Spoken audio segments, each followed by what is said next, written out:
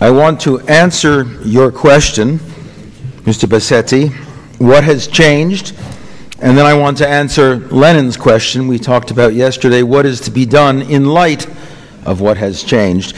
I want to take 1 minute of personal privilege as an American to say something about President Obama and the Nobel Peace Prize, however, because I worry that the rising expectations around President Obama are very dangerous to the work we are doing here.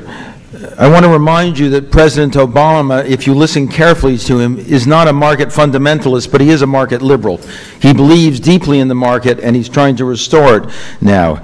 He is not a neocon, but he is, as president, protector of American national interests.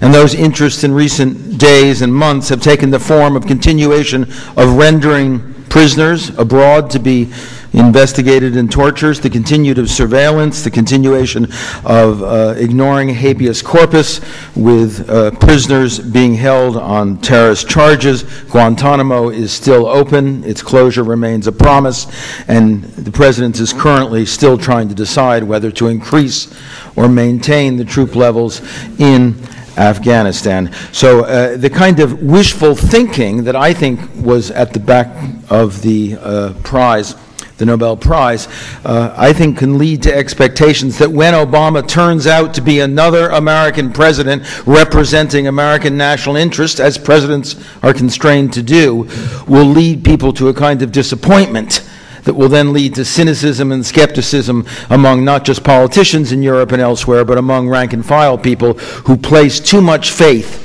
in one man. In fact, the tone of my remarks today are going to be that the future of democracy, the future of global interdependence, and the future of a globalized democratic world will depend less on the quality of democratic leaders than the quality of democratic citizens. And we haven't talked very much about citizenship and civil society, but that's what I'd like to do today.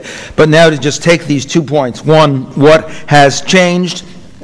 It's been clear, I think, in all of our discussions of the financial crisis, of health care, climate change, terrorism, war, that what has changed is that the challenges and threats that confront the peoples who live in nation states are all interdependent. They are all cross-border threats. HIV does not carry a passport any more than terrorists do. Predatory global markets do not stop at customs barriers. Financial capital and labor move around the world following the logic of economics, not the logic of political sovereignty, which means we live in a world whose crises, whose challenges are all interdependent. But here, I think, is the fundamental problem. We respond to those interdependent challenges with institutions that are rooted in territorial nation states defined by sovereignty, which means we are responding to 21st century threats with 19th century institutions. And then we have a hard time understanding why we cannot solve those problems. There is a deep asymmetry between the challenges we face and the responses that we have at hand because of our sovereign institutions.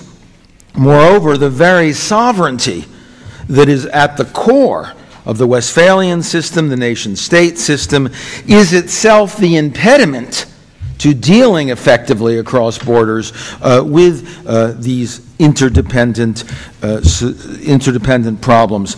Another way to put it is to say that we, for 300 years, have pursued the mythology of independence, an independent state. The United States boasts it as a beacon of liberty for independence. Independence is seen as the recipe for liberty and security.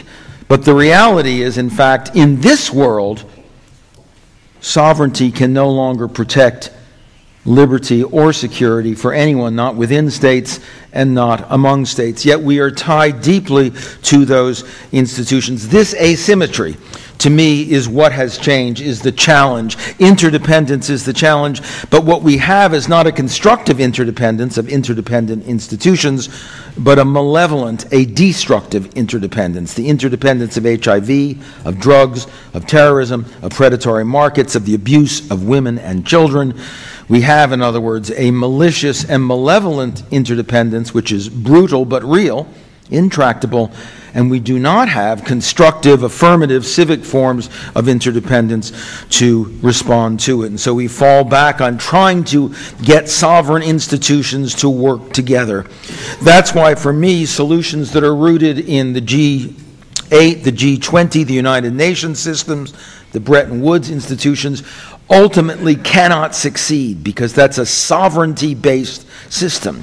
And as long as sovereignty is the governing principles, even multilateral cooperation prioritizes and privileges the individual sovereignty of those nations. And it means that every solution must pass the test of sovereignty. We, in effect, have a global system that looks like the Security Council, an attempt at cooperation, but with a potential veto for any powerful nation that doesn't like the way things are going.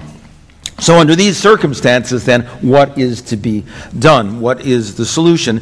And let me just suggest a kind of architecture of institutions. This is speculative. It'll be very brief because I haven't got time to flesh out these ideas, but I want to just put on the table 7 or 8 very specific proposals that we might begin to think about as an alternative way of answering that old question, what is to be done in the face of a malevolent interdependence and institutions that are all rooted in independence, that are incapable of responding to it. Now, my approach will be, as you might imagine, one that tries to get away from the sovereign territorial state as the key to the solution, because I think the built-in reality of sovereignty will stand in the way of that happening. Rather, I go to the old Rousseauist and Tocquevillian insight that democracy, when it works well, starts bottom up and depends on citizenship and civil society first, and only later on constitutions, political parties, and institutions. So that if we think that way within national societies, surely we should think that way globally as well.